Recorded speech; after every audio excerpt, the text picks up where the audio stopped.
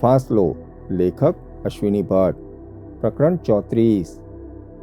ગોવિંદે આંખ ઉઘાડી. આંજી નાખે તેવું અજવાળું તેની આંખો પર પડતું હતું. કોઈક તેને પ્રશ્નો પૂછતું હતું. પ્રશ્નો પ્રશ્નો પ્રશ્નો તે સાંભળવા મથી રહ્યો હતો. બેંક ઓફ મેવાડની ફરસ પરથી કોઈ ચીસો પાડતું હતું. ચીસો, મોટર, અકસ્માત, ગ્રેનેડ્સ. ગોવિંદ, બેટા ગોવિંદ, ગોવિંદભાઈ, ગોવિંદભાઈ. તેને અવાજો સંભળાતા હતા. બેંક ઓફ મેવાડની ફરસ પરથી ઉઠતી ચીસો, પિસ્તોલના ધડાકા, લોહીથી ખરડાયેલું કેશ કાઉન્ટર, એર કન્ડિશનિંગ મશીનની ગ્રીલ પર ચોંટેલી માનવીની લોહિયાળ આંગળીઓ, રાજમાર્ગ પર થતી દોડાદોડ. એ બધાય દ્રશ્યોને વીંધીને તેને બે અવાજો સ્પષ્ટ સંભળાતા હતા. ગોવિંદ, મારા બેટા, ગોવિંદભાઈ. કોના અવાજો હતા? કેવું મીઠું સ્પંદન એ અવાજોથી પેદા થતું હતું. ક્યાંથી આવતા હતા એ અવાજો? તેને આંખો ઉઘાડીને અવાજો શોધવા હતા, પણ તેની આંખો ઉઘડતી ન હતી. પોપચા જાણે કોઈએ સીવી નાખ્યા હતા. તેની બીડાયેલી આંખો અને પોપચાની વચ્ચે લાલ રંગના ધાબા તરતા હતા. એ ધાબામાંથી આકારો રચાતા હતા. લાલ આકારો. ઘડીકમાં એ ધાબા જેવી લાલ જવનિકા વિખરાતી તો ઘડીમાં ભેગી થતી. એકાએક તેમાંથી ગુલાબનો આકાર બનતો. પંડિત નહેરુની શેરવાનીમાં રહેતા ગુલબટન જેવા સુંદર ગુલાબ. તો ક્યારેક હિંગળોક જેવો લાલ ધ્વજ પેદા થતો. એકાએક એ ધ્વજ અદ્ધર ઉડતો. તેમાંથી ભયાનક વિસ્ફોટ થતો. લાલ ચોળ વાદળ આકાશમાં છવાઈ જતું. ભડાકા જેવી જાંબલી વીજળી થતી અને લાલઘૂમ વરસાદ શરૂ થતો. જમીન લાલ થતી. લીલી હરિયાળી પર લોહીના ફોરા પડતા.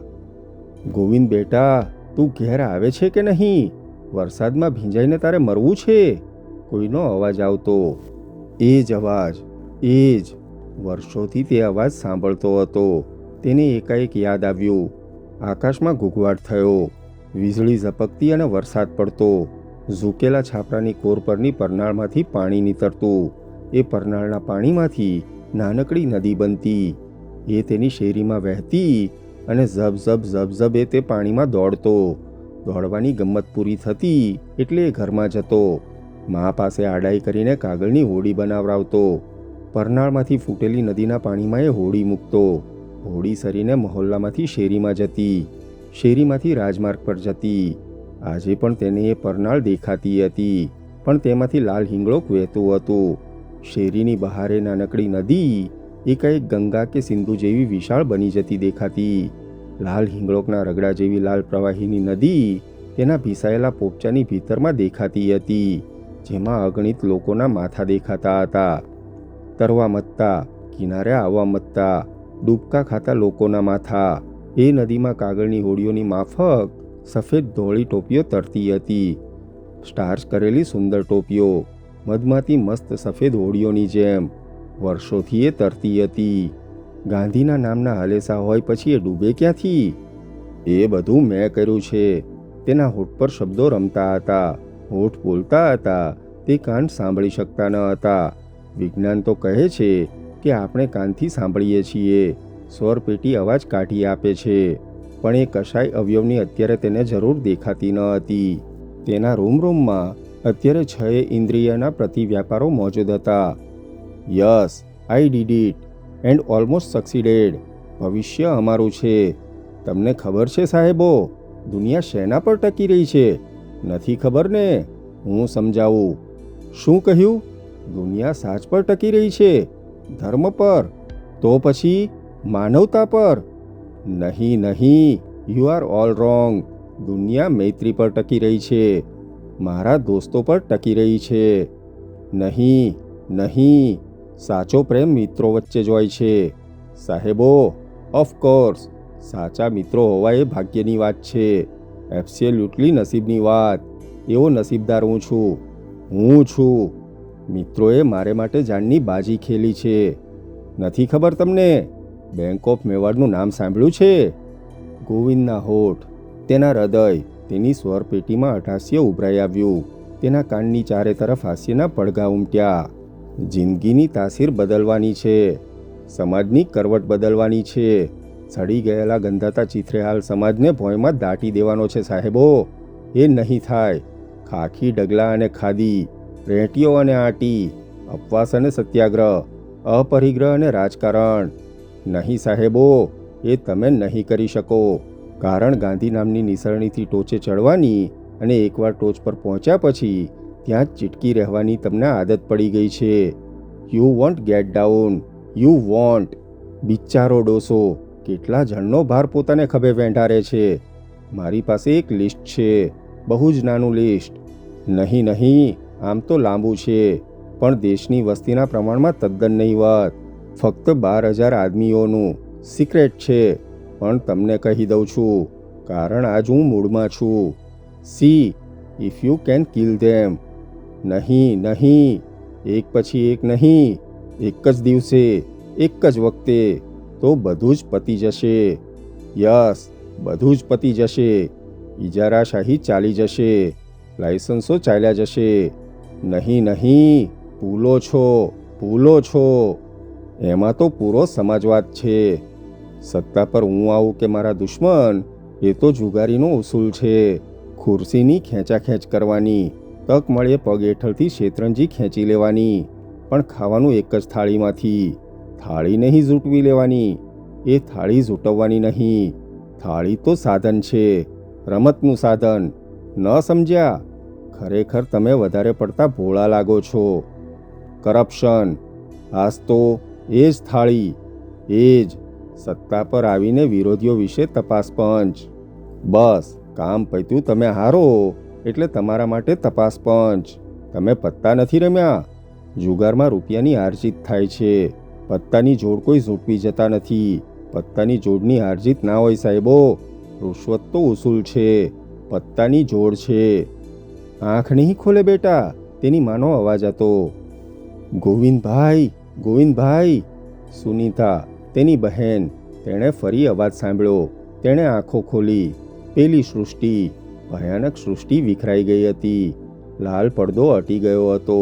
તેના માથા પર 2 ચહેરા ઝળુમતા હતા, 2 સુંદર ચહેરા. ગોવિંદે આંખ ઉઘાડી, સ્થિર કરી. તેના ચહેરા પર સ્મિત આવ્યું. તે આંખ મીચવા માંગતો ન હતો. તેને ભય હતો કે જો તે આંખો મીચી લેશે તો એ અનુપમ ચહેરા ખોવાઈ જશે અને વળી પાછી લાલ હિંગળોકની સૃષ્ટિ ખડી થશે. નહીં, હું આંખ નહીં મીચું. ગોવિંદે સ્મિત વેર્યું. તેના માથા પર અપાર ઠંડક લાગતી હતી. ગોવિંદની આંખો એ ચહેરાને તાકી રહી હતી. અનંતકાળ સુધી એ દર્શન, એ દ્રશ્ય, એ 2 ચહેરાનું દ્રશ્ય તેને સ્થિર રાખવું હતું. એ ચહેરાની આસપાસ એક અપૂર્વ ઓજસ હતું. વાત્સલ્યનું ઓજસ, નિસ્વાર્થ નિત્ર્યા પ્રેમનું ઓજસ. સાક્ષાત્કારનો એ આહલાદ હતો, બ્રહ્મનો એ અનુભવ હતો.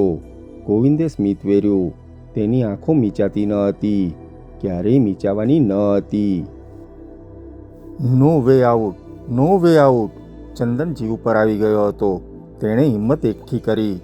કોર્ટની ખતરનાક રાંગે ચાલ્યા જવાની હિંમત. એક વખત ચિત્તોડી બુરજ પાસે પહોંચી શકે તો બસ, તે હરણો માટીની સેન્ચુરીમાં ચાલ્યો જાય. That's the only way. ત્યાંથી જે નીચે ચાલ્યો જઈ શકશે. સવારના 4 વાગી ગયા હતા. રિઝર્વ પોલીસની 4 કંપનીઓ કોમ્બિંગ ઓપરેશનમાં ઉતારવામાં આવી હતી, પણ ચંદન ઝડપાયો ન હતો. સબ ઇન્સ્પેક્ટર ધવન, તેમનો ડ્રાઈવર અને એક પોલીસ કોન્સ્ટેબલ ચિત્તોડ દુર્ગના રસ્તા પરથી અને પોલીસ વાનમાં ઈજા પામેલા કોન્સ્ટેબલને હોસ્પિટલમાં ખસેડવામાં આવ્યા હતા. અશોક શેખાવતને ઓર્થોપેડિક વિભાગમાં પહેરા હેઠળ રાખવામાં આવ્યો હતો. ગોવિંદ આખી રાત જિંદગી અને મૃત્યુ વચ્ચે ઝોલા ખાતો રહ્યો. તેની લગભગ અંતિમ ઘડી સુધી સુપ્રિન્ટેન્ડન્ટ આલાત સાહેબે તેની પૂછપરછ જારી રાખી હતી. આલાતને ઘેરથી દોડાદોડ ટેપ રેકોર્ડર મંગાવવામાં આવ્યું હતું, કારણ ગોવિંદ બોલતો રહ્યો હતો, બબડતો રહ્યો હતો. સવારે 4 વાગે તેની મા અને બહેનને ખબર આપવામાં આવી હતી. ગોવિંદની મા દિગ્મુખ થઈ ગઈ હતી. તેનાથી રડી પણ શકાયું ન હતું. તેની મા અને બહેન હોસ્પિટલમાં આવ્યા ત્યારે ગોવિંદ હોશ ગુમાવી બેઠો હતો. તેનાથી આંખ મંડાતી ન હતી. તે અથાગ પરિશ્રમ કરી રહ્યો હતો. તેની મા અને બહેન તેને બોલાવતા રહ્યા. સવારના 4:40 વાગે ડૉક્ટરે ઘડિયાળ જોઈ. ઘડિયાળની ટકટક સાથે નાડી મેળવી. 4:41 કેવળ ડૉક્ટરની કાંડા ઘડિયાળ ચાલુ હતી. ગોવિંદની ઘડિયાળ કાયમ માટે બંધ થઈ ગઈ હતી. ઇન્સ્પેક્ટર નાગર વાયરલેસ પર ઝળુમતા રહ્યા હતા. આઈજીપી મોરારકાએ રાત્રે 2:30 વાગે સમાચાર આપ્યા હતા કે જીગર પરોતની ધરપકડ આંડા સાહેબ કરી આવ્યા હતા. સવારના બરાબર 4 વાગ્યે પોલીસ ડોગની સ્ક્વોડ ઉદયપુરથી આવી પહોંચી હતી. ચિત્તોડ સિટીમાં રહેતા લોકલ રિપોર્ટરોએ દોડાદોડ કરી મૂકી હતી. આલાદ સાહેબે સ્ટેટમેન્ટ તૈયાર જ રાખ્યું હતું.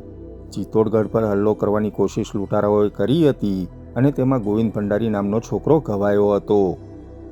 સવારે 4 વાગે પોલીસ સ્ક્વોડની સાથે ઇન્સ્પેક્ટર નાગર ચિત્તોડગઢ પર ગયા હતા. તેમના મત પ્રમાણે લૂંટ કેસમાં સીધા કે આડકતરી રીતે સંકળાયેલા બીજા 3 થી 4 જણ છટકી ગયા હતા. કૂતરાઓ માટે કામ ખૂબ જ કઠણ હતું. વળી અજવાળું પણ થયું ન હતું. એટલે જ્યાં ગ્રેનેડ ફેંકવામાં આવી હતી તે જગ્યાએ ખાસ સર્ચલાઇટોની વ્યવસ્થા કરવામાં આવી હતી. પાડા પુલથી ચિત્તોડગઢ પર જવાનો રસ્તો બંધ કરી દેવામાં આવ્યો હતો. પરિણામે ગઢ ઉપર જનારો કે નીચે ઉતરનારો કોઈએ રસ્તે જઈ ન શકે. ઇન્સ્પેક્ટર ધવનની ગાડી પર જ્યાંથી ગ્રેનેડ ફેંકવામાં આવી હતી ત્યાંની આજુબાજુની જગ્યા પર 1 ફૂટ ધરતી તલાશવામાં આવી હતી. વારંવાર ઇન્સ્પેક્ટર નાગર ગ્રેનેડ ક્યાંથી ફેંકી શકાય હોય આટલા નજીકથી ગ્રેનેડનો ઘા કરનાર તે પોતે હોય તો તેમણે શું કર્યું હોય? 25 વખત તેમણે જુદી જુદી જગ્યાએથી પથ્થરો ઉલાળીને ક્રાઇમ રિકન્સ્ટ્રક્ટ કરવાનો પ્રયત્ન કર્યો હતો. ડોગ સ્ક્વોડના કૂતરાઓ આવી પહોંચ્યા હતા પણ તેમને સ્મેલ કેવી રીતે આપવી તેની સમજ પડતી ન હતી. રાતના પાછલા પહોરે અજાણ્યા કૂતરાઓને ગઢ પર લાવવામાં આવ્યા હતા. તેને કારણે ગઢ પર રખડતા કૂતરાઓએ વિરોધનો નારો શરૂ કર્યો હતો. ગઢ પરથી નીચે જવાની સડક કેવળ એક જ હતી. રાજા ભોજ અને મુંજના સમય પહેલાં પણ ચિત્તોડનું અસ્તિત્વ હતું. 9મી 10મી સદીમાં પરિહાર રાજાઓનું રાજ્ય આ ગઢ પર તપતું હતું. સદીઓથી ઉત્તંગ અને અજય જેવા આ ગઢમાંથી બહાર જવાના રસ્તાઓ બીજે ક્યાંય ન હતા. તેમ છતાં ચિત્તોડી બુરજ પાસે આવેલા હરણોના અભયારણ્યમાંથી નીચે જઈ શકાય તેમ હતું. તેવો જ બીજો એક દુર્ગમ રસ્તો ગઢની મધ્ય પૂર્વ દિવાલ પાસેના સૂરજપોલ આગળ હતો. રતનસિંહ આલાતને તો ગઢની જ નહીં આખા જિલ્લાની ભૂગોળ હથેળીની રેખાઓ જેટલી સ્પષ્ટ હતી. આલાત અને નાગરે ગોવિંદની પાસેથી છેલ્લું ડિક્લેરેશન મેળવવાનો અથાગ પ્રયાસ કર્યો હતો. ડૉક્ટરે સંપૂર્ણ મનાઈ ન કરી ત્યાં સુધી તેમણે ગોવિંદને પ્રશ્નો પૂછ્યા હતા. તેના શબ્દો રેકોર્ડ કરાયા હતા અને થાકીને ગઢ પરની તલાશમાં તે સામેલ થયા હતા. અશોક શેખાવતની પૂછપરછ બાકી રખાઈ હતી. ઇન્સ્પેક્ટર નાગર છટકી ગયેલા ચંદન નામેચાને જાહેર કરવા માગતા હતા. 8 માઇલના ઘેરાવાળા કિલ્લા પર તદ્દન મિલિટરી પ્રિસિશનથી પેટ્રોલિંગ ગોઠવાયું હતું. ડોગ સ્ક્વોડની માફક માઉન્ટેડ પોલીસના જવાનોને આજુબાજુ બધા જ ગામડાઓની બીટ પરથી અહીં લાવવામાં આવ્યા હતા. ચિત્તોડે કદી જોઈ ન હોય તેવી મેનહન્ટ શરૂ થઈ હતી. ચંદન ઝાડીઓમાં ઘૂસી ઘૂસીને થાકી ગયો હતો. બોરડી, ગોખરું, આવળ અને ભોય રીંગણીના ઝાડાથી એ તંગ આવી ગયો હતો. આખા શરીર પર તેને ઉઝરડા થયા હતા. તેના બરડામાંથી લોહી નીકળતું બંધ તો થયું હતું પણ જેવું કોઈ ઝાડનું ડાળું ઘસાતું કે તે નીચો વળીને હાથ પહોળા કે સાંકડા કરતો કે તરત લોહી નીકળવા માંડતું. 3 કલાકની જહેમત અને પારાવાર ભય પછી તે અભયારણ્ય અને માહેર મગરી પાસે પહોંચ્યો હતો. ચિત્તોડ જીતવા માટે અકબરે માનવસર્જિત ટેકરી બનાવી હતી. એ ટેકરી મહોર મગરી નામે ઓળખાઈ કારણ કે માટી અને મોરમનો ઢગલો કરવા માટે જે મજૂરો રોકવામાં આવ્યા હતા તેમને સોના મહોરોમાં વેતન ચૂકવવામાં આવ્યું હતું. મેવાડના સુંદર હરણોની રક્ષા કરવા માટે ચિત્તોડની દક્ષિણે ગઢના ઢોળાવ અને આ મહોર મગરી વચ્ચેના જંગલમાં ભારત સરકારે હરણો માટે એક અભયારણ્ય બનાવ્યું છે. જંગલનો વિસ્તાર લોખંડની ઊંચી જાળીથી બાંધી લેવામાં આવ્યો છે. ચંદન એ તરફ પ્રયાણ કરી રહ્યો હતો. રાતના અંધારામાં તે ઝાઝુ દૂર જોઈ શકતો ન હતો પણ દિવસ ઉગે તે પહેલાં તે મહોર મગરી પર ચાલ્યો જવા માંગતો હતો જેથી તે પોલીસની પકડમાંથી છટકી શકે. તમે હઠો, તમે બધા હઠી જાઓ, આલાત તાડુકી ઉઠ્યા. ગીવ મી એ ટોર્ચ, તેણે હુકમ કર્યો. ત્યારે સવારના 4:30 વાગ્યા હતા. રસ્તા પર પોર્ટેબલ બેટરીઓની સાથે લાઇટોને અજવાળે તલાશ કરતા કોન્સ્ટેબલો પર આલાત સાહેબ બિગડ્યા હતા. કંબકતો, 2 કલાકથી શું હજામત કરો છો? ઇન્સ્પેક્ટર નાગરને આ ગમ્યું નહીં પણ આલાત સુપ્રિન્ટેન્ડન્ટ હતા. એક જ માણસ મારી સાથે આવે, કૂતરા રસ્તા પર રાખો અને નાગર સાહેબ યુ ગો હેડ. તમે ચિત્તોડી બુરજ પાસે પહોંચો. અહીંથી ભાગવાની એક જ શક્યતા છે. Descend only possible near the dear century. It's my hunt sir. આલાત બોલ્યા અને ચંદનની માફક જ હાથમાં ભારેખમ લાઇટ લઈને ઝાડીમાં ઘૂસ્યા. તેમની લાઇટના અજવાળે પણ રસ્તા પર કૂતરાઓને લઈને કોન્સ્ટેબલ ચાલતા હતા. કૂતરા પણ ભારે ઉશ્કેરાટ અનુભવતા હતા. બરાબર અડધા કલાક પછી આલત સાહેબે બૂમ મારી હતી અને સ્કોડની સૌથી કાબેલ કૂતરીને ઝાડીમાં ઉતારવામાં આવી હતી. બોરડીના ઝાડામાં લીટીવાળા ટેરેલિનના કટકાનું એક ચીથરું લબડતું હતું અને તેની આસપાસ લોહી જામેલું હતું. કૂતરી જોરજોરથી ઉચ્છ્વાસ ફેંકીને એ કપડાના નાનકડા લીરાને સૂંઘી રહી. તેની પૂંછડી સીધી થઈ. જર્મન શેફર્ડ જાતની ઓલાદી કૂતરીએ ચારે બાજુ સૂંઘવાનું, વાસની ખોજ કરવાનું શરૂ કર્યું.